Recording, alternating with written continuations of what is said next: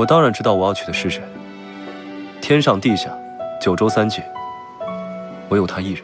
景渊，仙妖交战，不仅会让两族生灵涂炭，还会祸连人间。你为何一定要掀起战火呢？本尊不过是以彼之道，还施彼身。若让他们持续交战，只会让仇怨越积越深。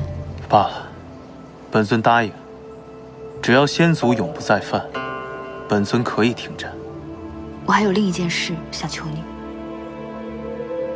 请你帮我化开我体内的封印。为何如此突然？那日在青池宫，你不是说……为了他们，我愿意解开体内的封印。我想拥有强大的力量。他们？他们是谁？这一城百姓，人间，甚至三界。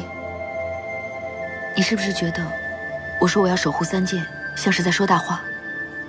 以前我不知道做神仙的意义何在，整日在青石宫吃喝玩闹，就这样一晃6万年就过去了。若不是此次阴差阳错来到人间界，我都不知道，原来神仙还有另一种活法。什么活法？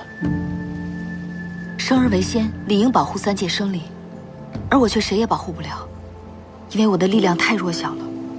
如今仙妖纷争不断，两族的族人都无法好好的生息，甚至还祸连了刚刚运化了6万年的人间界。如果我想靠我自己的力量保护三界的生灵，我需要拥有强大的力量。那日你拒绝我，拒绝得如此果断干脆，怎么？跟青木吵架了？不想和他鸳鸯齐飞，在青池宫过你们的小日子了？此事与他无关。可你就不怕，你体内的神识苏醒，会吞噬了你？不怕。后池存在了6万年的事实，谁也没办法将它磨灭。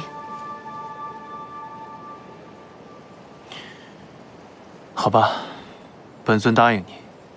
不过今日恐怕是不行了。为何？我的真神之力尚未恢复，若想帮你破除封印，还需我的神器紫月鞭。而紫月鞭化为紫月，供养着整个妖界。在仙妖停战之前，取回紫月鞭，并非是最佳时机。好，我等你。走。北海上君，你做什么？后池之事，不劳姚君费心。他的事，什么时候轮到你来做主了？我们大婚将及，本君自然可以做主。青木，你们要成婚了？古君可允了？当然，古君已经答应了我和后池的婚事。夫身怎么？你可知道，你要娶的是谁？我当然知道我要娶的是谁。天上地下，九州三界，唯有他一人。古君允了又如何？本尊不答应。北海上君，多谢今日伸出援手，你先回北海吧。夜行紫月妖君，不要忘了近日与我的许诺，你也请回吧。